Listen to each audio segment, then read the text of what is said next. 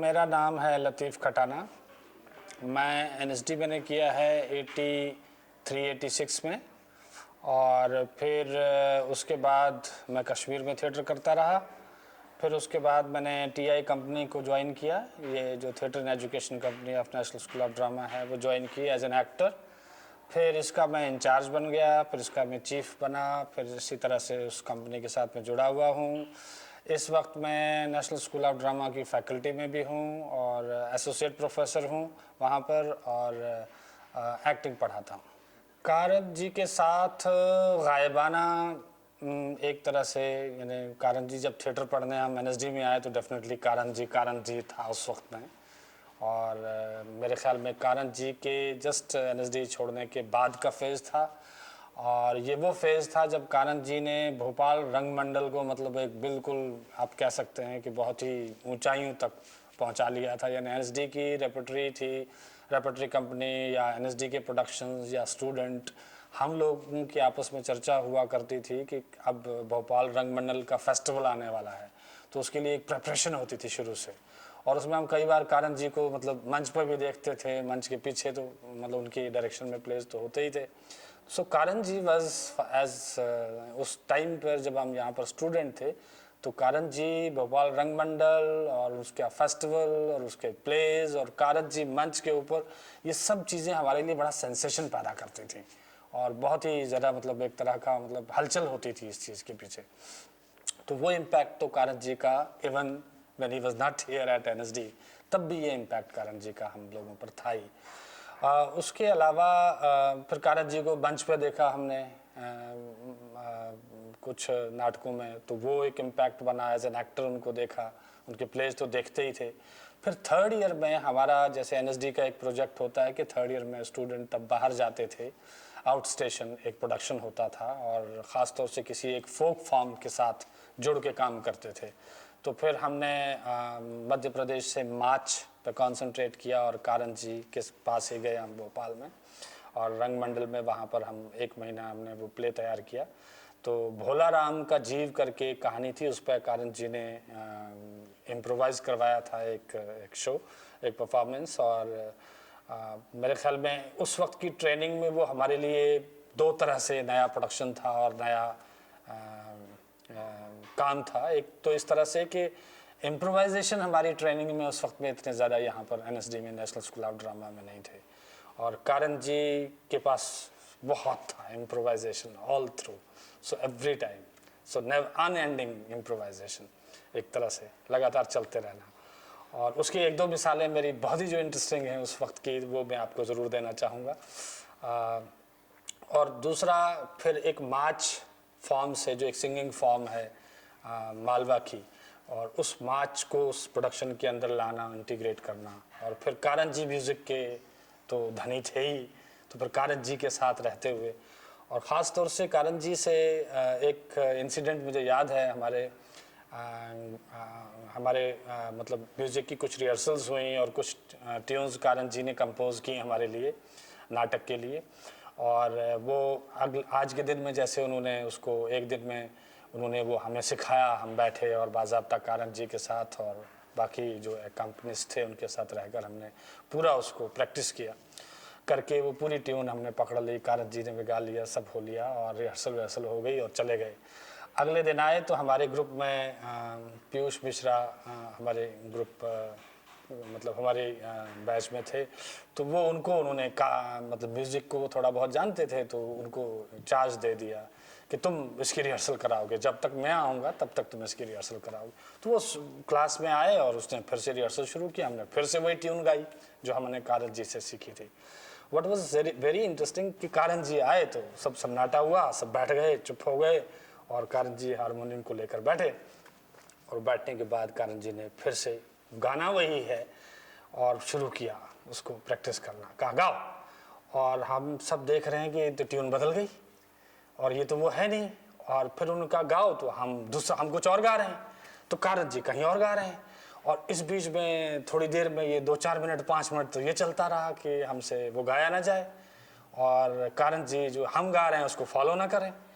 तो फिर उन्होंने कहा क्यों नहीं गा रहे हैं, तो फिर उन्होंने कहा बाबा वो ये ट्यून सही नहीं है, ये ट्यून सही है जो हम गा रहे हैं, जो हमने कल सीखी है। तो फिर उन्होंने कहा कि नहीं नहीं अब यही गाओ। तो अब फिर आर्ग्यूमेंट हुआ कि ये तो थी नहीं, वो थी। तो कारण जी कह नहीं नहीं वो नहीं थी, मैंने तो नहीं गाया। तो ये इस तरह का फन चलता रहा, ये तुमने कहाँ से पकड़ लिया। व्हाट वाज वेरी इंटरेस्टिंग कि अब फिर फाइनली हमने कहा, हम सब एक तरफ हो गए, नहीं बाबा हमने तो यही ट्यून कल आपने सिखाई थी हमें और हमने यही गाया था। फिर उसने कहा कारण जी ने, तो तुम्हें क्या लगता है मैं कल से आज तक जिंदा नहीं था, मैं रात भर जीवित नहीं था, और तुम लोगों ने सोचा कि कल का जीवन जहाँ समाप्त हुआ सब कुछ वहीं समाप्त हुआ, तो रात भर में तो कुछ जीवन चलता है, और जब वो जीवन चलता है तो वो बहुत सारी नई चीज़ें लेकर आता है। कल तक वो मेरे पास वो ट्यून थी, आज वो बदल दी मैंने, आज मैं रात भर जीवित था, मैंने और सोचा, मैंने और बनाया उसे, तो अब ये ठीक है वो गलत है, तो इसलिए ये गाओ। So that was the first lesson जो हम लोगों को ये मिला कि किस तरह से वो ऑल थ्रू चीज़ों को और क्रिएट करते चले जाते थे, एक क्रिएशन को पीछे छोड़ते थे और दूसरी में जाते थे। सो एज एन आइडिया ये मेरे लिए बिल्कुल बहुत सारे मतलब जिसको आप कहेंगे कि एक टर्निंग पॉइंट था, एक शेक करने वाला पॉइंट था। हम बहुत ही इस तरह के फॉर्म के अंदर काम करते थे कि बिल्कुल फिक्स्ड फॉर्म के अंदर कि ये सब तय हो गया, ये सेट हो गया, ये चीज़ों को सेट करना और तय करना और क्लोज करना। लेकिन कारण जी का वो पहला ऐसा तरीका था कि एक आर्टिस्ट को थ्रू आउट क्रिएट करते रहना चाहिए, क्रिएट जिंदा रहना चाहिए, और अपने काम के साथ लगातार कांटेक्ट बनाए रखना चाहिए और उसको आगे बढ़ाते रहना चाहिए। That was the first lesson जो वहाँ पर मिला। Very difficult lesson personally for me was, ये तो ग्रुप के लेवल पर इस तरह से हुआ, and I think the whole group was like shaked, and then every day we used to think कि अब कारण जी आए हैं तो अब हम कल वाला गाएं कि कुछ नया होगा। पहला उन्होंने हमारे माइंड में अपने प्रति एक डाउट क्रिएट करवाया कि that today you can be better than yesterday, so think in today. So ये एक चीज़ थी। दूसरी चीज़ ये थी कि शो यहाँ पर हुआ, हमने भोपाल में भी एक शो किया, फिर दूसरा शो हमने यहाँ पर अपने एनएसडी में आके सर्कुलेशन यूनिट में किया। और इस शो के अंदर जो है मुझे अच्छे से याद है 6:30 बजे हमारा शो था, और 6:30 बजे के टाइम पर कारण जी वहाँ हमारा सब आसपास की तैयारियाँ जो थी वो कर रहे थे और वो सब चीज़ें चला रहे थे। और जैसे ही 6 बजे के आसपास कारण जी आए तो मुझे यूँ बुलाया, इधर आओ। तो मैं नारद का रोल उसमें करता था, और मेरे कुछ कुछ डायलॉग थे, बहुत कम कम थे, और श्रीमन नारायण करके मैं गाता भी था, और कुछ कुछ डायलॉग थे इधर उधर के। तो मुझे ये साफ याद है कि कारण जी ने कहा कि अच्छा उस पॉइंट पे जब तुम एंट्री लेते हो वहाँ पर तुम ये बोलना। तो मैंने एकदम रिकलेक्ट किया कि अरे रे शो होने वाला है और वहाँ पर बोलना है, और वो पीछे ये था, आगे ये था, ये डायलॉग इसके साथ कैसे कनेक्शन बिठाना है। और मेरे ख्याल में 2-4 मिनट थे, तो फिर कहा इधर आओ। आया तो फिर कहा कि अच्छा वो जो उसके आगे वाला वहाँ पर है दूसरा सीक्वेंस, उस सीक्वेंस में ये बोलना। और मैं पिछला भूल गया कि आगे क्या बोलना है। और मुझे कारण जी ने उस आधे घंटे के दौरान नाटक शुरू होने से पहले 4 डायलॉग और बताए, और मैं उनमें से 3 डायलॉग बोल गया, एक डायलॉग रह गया। I remember. And after the show उस मेरे ख्याल में कारण जी जैसी शख्सियत ऐसी शख्सियत थी कि उनके पास किसी चीज़ के लिए बस नहीं था, एंड नहीं था, मतलब no stopping. He was a person, he was a journey in that sense. एक इंस्टीट्यूशन के रूप में तो थे ही, लेकिन वो एक ऑन गोइंग इंस्टीट्यूशन थे जो लगातार मेरे एज ए स्टूडेंट मेरे हिसाब से और मेरे लिए कि he was always you know discover करते रहना। और वो उस मेरे ख्याल में 5 मिनट थे नाटक शुरू होने में भी, तब भी उन्होंने लास्ट डायलॉग मुझे जो बोला, एंड मेरे सिस्टम में it was really not possible for me, but I tried my best because I was very impressed by Karanth ji, that is why I tried.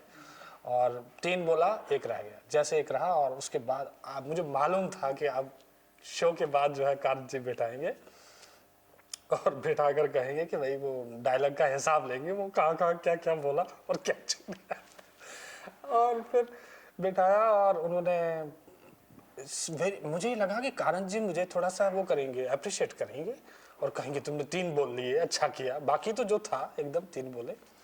But कारण जी ने बिल्कुल नहीं किया मुझे अप्रिशिएट, और कारण जी ने खूब डांटा मुझे, अच्छे से डांटा, और डांट के कहा कि तुम थर्ड ईयर में आ गए हो और तुम पास आउट करने वाले हो, और ये तुम्हारा आखिरी प्रोडक्शन है, और इस आखिरी प्रोडक्शन में तुम्हें 4 डायलॉग मैंने दिए थे और उनमें से तुम 1 डायलॉग छोड़ गए, और वो एक तुम्हें मतलब तुम डिलीवर नहीं कर सके, और 3 ही किए तुमने, तो now you are going out, so you have to think.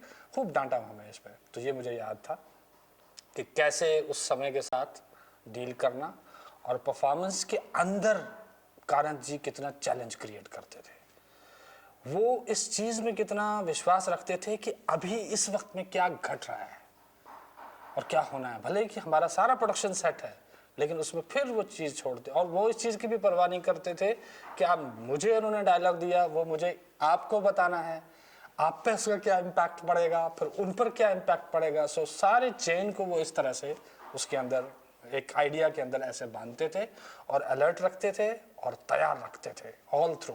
I think that alertness and तैयारी, और सब तैयारी करने के बाद भी इस प्रेजेंट की तैयारी, अभी की तैयारी, he used to keep us in that presence. So that was really very great. So ये मेरे as student उनके साथ interaction था। उसके बाद कारण जी के बारे में तो खैर फिर ये टीआई कंपनी शुरू हुई और ये एक आइडिया डिस्कस हुआ, तो फिर तब बहुत जिक्र आया कि यहाँ पर हमारे देश में बच्चों के साथ काम करने वाले लोग, पर्सनैलिटीज़ जो हैं, उनके बारे में बातचीत होती रही। तो तब मेरे ख्याल में बहुत सारे लोगों ने, और भी हमारे यहाँ जो ग्रुप क्रिएट हुआ टीआई कंपनी का, उसमें कारण जी के साथ बहुत लोगों ने काम किया हुआ था जो उस ग्रुप में थे। तो हम, कारण जी ने तो हमारे साथ उस टाइम पे काम नहीं किया, लेकिन I think he was somewhere in, वो सेंस हमारे साथ में था। और उसके बाद all through for rest of my journey in TI I related to Karanth ji and childhood in many ways. एक तो कारण जी का मुझ पर बहुत बड़ा इम्पैक्ट ये रहा कि उनके रंगमंडल में भी मैंने देखा, जो वो रिहर्सल्स वहाँ करते थे वहाँ पर भी मैंने देखा। वहाँ पर हमारी डे की, भोपाल में रूटीन की रिहर्सल्स के अलावा कारण जी की का जो शाम का वहाँ उस इंस्टीट्यूशन के अंदर जो माहौल होता था वो बहुत ज़बरदस्त था। या कोई कवि सम्मेलन है, या कोई कहानी की परफॉर्मेंस है, या कुछ किसी तरह का कोई गायन है, वो कोई इस तरह की चीज़ है, यानी कोई ना कोई परफॉर्मेंस ऑल थ्रू आपके आसपास रहती ही थी। सो वो अपने स्टूडेंट्स के साथ इस तरह से उनके आसपास वो पूरा माहौल बनाते थे, पूरा माहौल क्रिएट करते थे, और उस माहौल के अंदर इंसान फिर उससे लर्न करता था, rather than just one person sitting and teaching personally. ये तो था ही, पर उसके आसपास में जो एम्बियंस था वो सारा का सारा एक बहुत ही आर्टिस्टिक एम्बियंस और बहुत ही परफॉर्मेटिव और परफॉर्म करने वाला एम्बियंस क्रिएट करता था, जिससे खुद ब खुद इंसान के अंदर एनर्जीज जागृत होती थी। हम कहीं डल नहीं हैं, बैठे नहीं हैं, उस तरह से नहीं है। सो ये मुझे जो लगा कि कारण जी का ये जो 2 लेवल पर जो उनका ये सिस्टम है, एक तो 1 to 1 और 1 to ग्रुप जो वो इंटरेक्ट करते हैं, और वो फिर उस ग्रुप को एक ऐसे माहौल में रखते हैं कि जो माहौल उसके लिए अपने आप में बहुत लर्निंग एक्सपीरियंस उसको दे सकता हूँ। कारण जी फिर टीआई जब हमने शुरू की तो हमने टीआई का एक अपना सिस्टम बनाया, मतलब उसमें बच्चों के साथ वर्कशॉप कैसे करनी है और बच्चों के सामने परफॉर्म कैसे करना है। सो ये एक हमारा सिस्टम बना। फिर उसके बाद मेरे ख्याल में पहले शुरू के 3 साल तक तो कारण जी नहीं आए थे, लेकिन उसके बाद टीआई में उन्होंने प्रोडक्शन किया पहला, और पहला प्रोडक्शन किया उन्होंने कौन हेतु है कौन अहेतु। सो ये डेविड हॉसबर्ग का प्ले है, जो अनग्रेटफुल मैन करके, जो उस तरह से उसका ट्रांसलेशन जो है उन्होंने हिंदी में यहाँ पर हमारे साथ किया। कारण जी का जैसे वेस्ट का जो थिएटर मुझे दिखा, जैसे एक तरह से ये कह सकते हैं जैसे एक टेक्निक जो टीआई टेक्निक आई ब्रिटेन से, तो वो बहुत ही उसके अंदर इंक्वायरी उसके बहुत ही सेंटर में है कि बच्चों के साथ जितनी भी चीज़ों को आप थिएटर ड्रामा एक इंक्वायरी के लिए, उनको और जानकारी लेने के लिए और जानने के लिए आप थिएटर उनके साथ करते हैं। और इसी तरह से जैसे जर्मनी से ग्रिप्स थिएटर आया, तो वो तो ये था कि बच्चों के आसपास के जीवन से जुड़ी चीज़ों को लेकर किस तरह से मतलब एक तरह से बच्चे के आसपास के जीवन से जुड़ी हुई और बच्चे को सेंटर में रखकर कोई नाटक जो है उसकी समस्याओं के, उसके आसपास की चीज़ों के लिए तैयार करना है।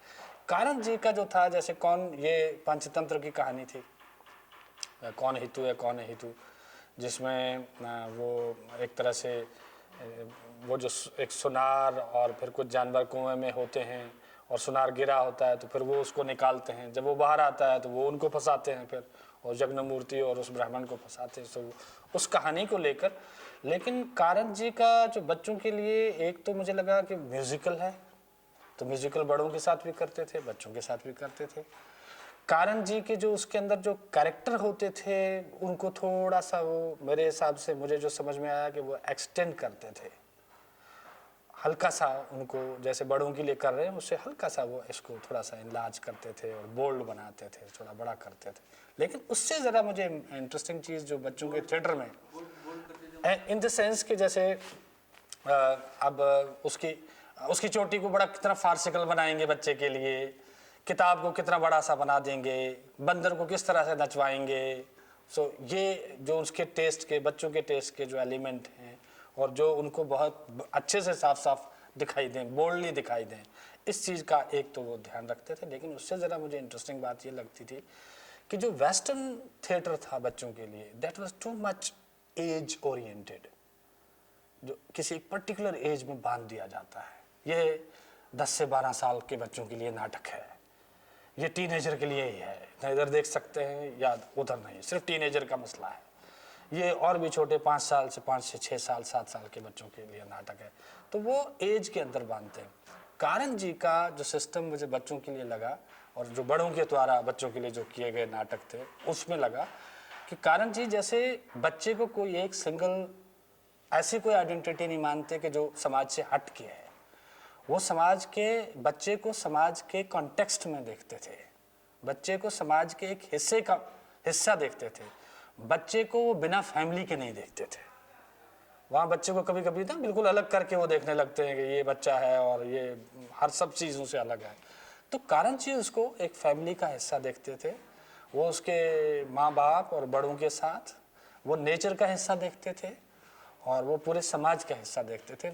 मुझे ये लगता है कि कारण जी का बच्चों के लिए हमारे साथ जो 1-2 नाटक उन्होंने डायरेक्ट किए यहाँ पर, उसमें मुझे ये लगा कि वो सचमुच में एक अलग उनका विचार था कि ये जो बच्चा है ये समाज का एक हिस्सा है, एक अंग है, और ये अंग जो है ये इसको इसके साथ ही रहकर दिखाना है, इसको इसके अलग करके और इतना छोटा सा या किसी एक फ्रेम में ढाल के नहीं देखना है। जैसे जैसे जैसे उसमें क्या उदाहरण उस तरह से है उनका कि जैसे ये प्ले, दोनों ही प्ले, एक दूसरा अली बाबा 40 चोर पर उन्होंने किया था, खुलजा सिम सिम, वो भी और वो भी, जो बहुत ही वेल नोन कहानियाँ हैं। और जैसे कि इस अली बाबा 40 चोर में अल्टीमेटली उसने लास्ट में उसको जो है रिसर्च ओरिएंटेड उसको बना दिया कि अब इसके ऊपर जो है ये रिसर्च करेंगे हम और ढूंढेंगे और कितना कितना ख़जाना कहाँ से आया, कैसे आया, इस तरह का एक आइडिया जनरेट किया। और दूसरे उस नाटक में भी अल्टीमेटली उन्होंने लास्ट में जाके ये सवाल उठाया कि भाई इंसान और जानवर में बेसिकली क्या डिफरेंस है, ये बच्चों के लिए क्वेश्चन उठाया, जो एक सवाल, जो आखिर में जाके कारण जी बच्चों के लिए एक सवाल पैदा करते थे। पर वो सवाल सिर्फ बच्चों के लिए नहीं होता था, वो सवाल एक तरह से बड़ों के लिए होता था, और वो सवाल बच्चे का जो होता था वो बड़े समाज के लिए होता था। और जो वेस्टर्न होते थे, जो वेस्ट वाला जो होता था, वो बच्चों की अगर बात है तो वो बचपन के बारे, उसी के आसपास के जीवन से जुड़ी हुई उसी की उस पर्टिकुलर समस्या को और डीपली और माइन्यूटली करके देखना था, और ये एक तरह से ब्रॉडली समाज के समस्याओं को देखना था। और इसमें बच्चे के लिए एक आखिर में एक सवाल खड़ा होना कि बच्चा जो है उसमें कहता है कि बताओ अब कौन हितू है और कौन अहितू है, और इसमें इंसान का क्या रोल है, उस सुनार का क्या रोल है कि उसके साथ अगर उस वक्त में उसको उस कुएं से ना निकाला गया होता, या इन जानवरों को उस कुएं से वो जो आके इंसान की मदद करते हैं, तो इंसान क्यों इंसान की मदद करने के लिए तैयार नहीं है, और जानवर क्यों इंसान की मदद करने के लिए तैयार है अगर इंसान ने उनकी मदद की है। तो धीरे धीरे कारण जी जो थे वो बच्चों के अंदर इस तरह की एक डिबेट, जो एक बहुत ही ब्रॉड लेवल की डिबेट होती है, एक जो बहुत ही बड़ा इशू उस लेवल का होता है, जो सिर्फ बहुत ही मतलब one can feel it very at A local level, लेकिन वो इसको इतना पर्टिकुलराइज नहीं करते थे, वो इसको धीरे से एक जनरल प्लेटफॉर्म क्रिएट करते थे बच्चों के लिए अपने इस ब्रॉडर सवाल से। और एक और चीज़ बड़ी इंटरेस्टिंग कहते थे, और वो कभी कभी मुझे कारंत जी के मतलब एक तरह से काम के अंदर कभी कभी दिखती थी, लेकिन बच्चों को समझने के लिए मुझे लगता है कि जहाँ मैंने कभी कभी बहुत ही बड़े फ़लसफ़ी फ़िलासफ़र्स की अगर कोई बात बचपन के बारे में अगर पढ़ी हो, तो मुझे लगता है कि कारंत जी की बात उससे भी ज़्यादा गज़ब की थी। और कारंत जी की जो सारा अंडरस्टैंडिंग थी वो बिल्कुल हमारे समाज से निकलती हुई इंडियन कॉन्टेक्स्ट में वो बात होती थी। जैसे उन्होंने एक बच्चों के को समझने के लिए हम लोगों को जो एक बहुत ही गज़ब की बात बताई थी, जो मुझे अचानक याद आ गई अभी, हालांकि मुझे अक्सर याद रहती है लेकिन इस वक्त ये बात याद नहीं थी। वो ये बात बताई उन्होंने कि देखिए, एक बच्चा माँ के बगल में, माँ चूल्हे पे रोटी बना रही है और वो बच्चा जो है वो बैठा हुआ साइड में इंतज़ार कर रहा है कि मुझे खाने को मिले रोटी। और जैसे ही रोटी माँ बनाती है तो वो क्या करती है, उसको तोड़ती है रोटी को, तो आधी को उधर रखती है, आधी बच्चे को देती है। तो बच्चे ने रोना शुरू कर दिया कि नहीं खाऊंगा, नहीं खाऊंगा, नहीं खाऊंगा। तो फिर जैसे ही वो फिर गुस्से से उठाती है रोटी, रखती है, फिर वो रोने लगता है रोटी दो, रोटी दो। फिर वो दूसरी रोटी बनाती है। अब जैसी दूसरी रोटी बनाई तो दूसरी रोटी भी माँ ने एज यूजुअल, बच्चा छोटा है, रोटी बड़ी है, मोटी है, उसने फिर तोड़ा उसे, उसको याद आया रोएगा, उसने एक हिस्सा भी दूसरा हिस्सा भी उसी के सामने रखा। इस राउंड में वंडरफुल एग्जाम्पल आई मतलब मैंने सुना है कभी जिंदगी में। तो दूसरी रोटी तब भी बच्चे ने रोया, कहा नहीं खाऊंगा, नहीं खाऊंगा, फिर रोने लगा, वो नहीं खाई। अब दोनों रोटियों का हिस्से टुकड़े जो हैं वो उसके सामने हैं, बच्चे के, नहीं खाया। तो अब करते करते ये बच्चे का और माँ का रोने धोने का और झगड़े का और खाना बनाने, रोटियां बनाने का सिलसिला चलता रहा। माँ देती रही, बच्चे ने नहीं खाया, बच्चा रोता रहा कि मुझे भूख लग रही है, मुझे खाना दो। तो अल्टीमेटली लास्ट में माँ जब खाना, यानी बड़े लोग भी कभी कभी माँ कैसे सीखती है बच्चे के बारे में, this is what Karanth ji wanted to express at that time, कि माँ का भी बच्चे को समझना जो है अपने आप में एक जर्नी है, एक यात्रा है एक तरह से। तो उन्होंने कहा कि लास्ट में थोड़ा आटा बचा, छोटा सा आटा बचता है ना, छोटा सा आटा। तो फिर क्या हुआ कि माँ ने जो है उसकी छोटी सी रोटी बनाई और बना के डाल दी। तो जैसी वो रोटी पकी, वो पलटी, ये इधर उधर की और उसको लगा रही है, तो वैसे ही छोटी है दे दी। जैसे बच्चे को दी, बच्चे ने बड़ी खुशी होकर खाने शुरू कर दिया, मस्ती से खाया, रोटी खाने लगा। तो फिर कारंत जी पूछते थे, आज बताइए अब क्यों खाया बच्चे ने रोटी को? तब जब उसको काट के आधा करके देते तब क्यों नहीं खाता था बच्चा? तो कारंत जी की ये ज़बरदस्त बात थी। और फिर कारंत जी की इंटरप्रिटेशन उसके बारे में होती थी कि देखो, बच्चा ये सोचता है कि मैं छोटा हूँ, मैं आधा नहीं हूँ, मैं हाफ नहीं हूँ, मैं छोटा ज़रूर हूँ। तो माँ के लिए वो प्रोटेस्ट करता था कि तुम मुझे आधा करके क्यों देती हो, मैं तो पूरा हूँ। और जब उसने छोटी रोटी पूरी की पूरी बच्चे को दे दी, बच्चा वाज कंटेंट। तो उसका मतलब रोटी के वॉल्यूम से नहीं था, रोटी को क्यों जो तुम आधा करते हो तो वो तुम मुझे भी आधा कर रहे हो, तो वो प्रोटेस्ट था। तो I think this was something which जो हमारे हर तरह के काम के अंदर कारंत जी की जो ये इस तरह की जो चीज़ें हुआ करती थी, जो हमें टाइम टू टाइम बताते थे। तो ये मिसाल जो थी, ये मुझे इतनी ज़बरदस्त मतलब एक तरह से मेरे जी को और दिल को छू गई थी कि अपने जितना भी मैंने टीआई कंपनी में उससे आगे इस काम को क्रिएट किया, जनरेट किया, मैंने बहुत जगहों पे इस मिसाल से बातों को मतलब कहा भी है और बहुत टाई के अंदर ये सेंस क्रिएट करने की कोशिश की कि इवन एक माँ को भी बच्चे को समझने के लिए इतना ट्रैवल करना पड़ता है, जिस माँ के शरीर का वो बच्चा एक तरह से हिस्सा है। So how much we should be prepared, we as teachers, as adults, कि हमें बच्चों तक समझने के लिए और बच्चों तक पहुंचने के लिए और उनके माइंड को, उनके पॉइंट ऑफ व्यू को, उनके पर्सपेक्टिव को समझने के लिए कितना ट्रैवल करना पड़ेगा, कितना और अपने साथ जुड़ना पड़ेगा।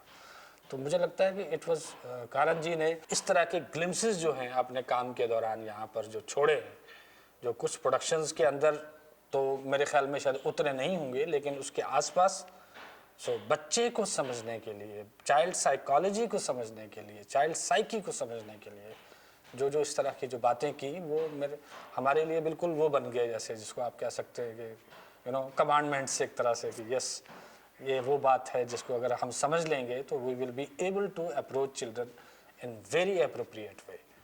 तो ये इस तरह की चीज़ें रही। फिर एक और इंटरेस्टिंग बात मुझे याद आ रही है कारण जी की, कि जैसे खुल जा सिम सिम की रिहर्सल कर रहे थे तो वो एक्टर को कैसे रिलैक्स करते थे, जस्ट ये एक अपने आप में एक इंटरेस्टिंग एग्जांपल है।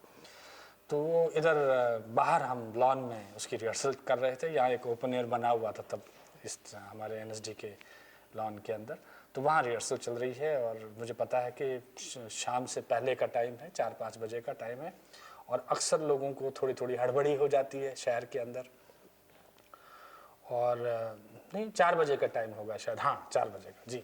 तो कारण जी बैठे हैं और कारण जी खूब बात भी करते थे, इंटरप्रेट करते थे, एक्टर से इंटरेक्ट करते थे, पूछते थे और अपनी तरफ से बताते थे, और स्पेशली स्पीच को तो पूरा उनके साथ शेयर करते ही थे कि वो पूरा बांध के बताते थे सारी चीज़ें।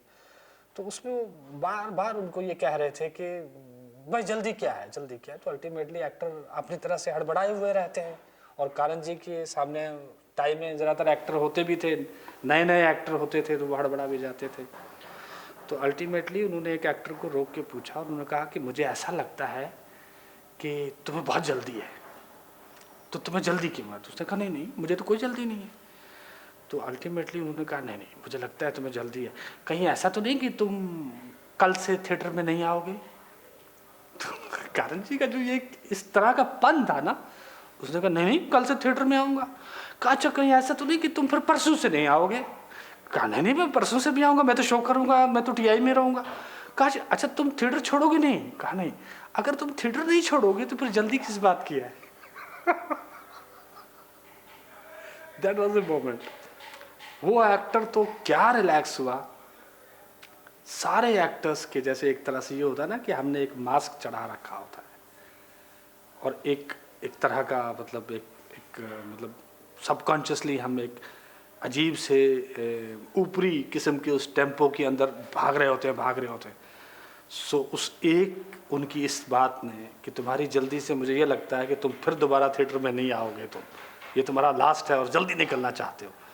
इसने सचमुच में हम जो इधर बैठे हुए थे पीछे दाएं बाएं आसपास, हम सब ने उसके अंदर एक पॉज आया, एक ऐसा पॉज आया कि सब जैसे सोच में पड़ गए कि अरे यार हम सबको जल्दी किस बात की है। सो दिस इज हाउ कारण जी जो अपने आसपास में एक माहौल बनाते थे, वो इस तरह से उनके कहाँ से ये विट आता था, उनका इतने ज़बरदस्त विट था उनका, वो कहाँ से आता था और वो कैसे बात को पलट के कहते थे कि वो बात सचमुच में आपको इतनी डीपली इम्प्रेस करती थी और आपके पूरे सिस्टम को चेंज कर देती थी। आई रिमेंबर कि all actors were very cool, very relaxed, very patient after that. और वो जैसे एक्टर्स में ये भी हो जाता था कि it was also a day जिसमें हम यहाँ टीआई बेसमेंट में रिहर्सल कर रहे थे और हम अचानक बाहर निकले, तो बाहर निकलने से एक्टर और थोड़ा वो नर्वस हो जाता है और दिखावा करने लगता है खुले माहौल में। और फिर तो ये सारी चीज़ें एकदम सबको याद आ गई कि हम क्या कर रहे हैं, व्हाट आर वी डूइंग।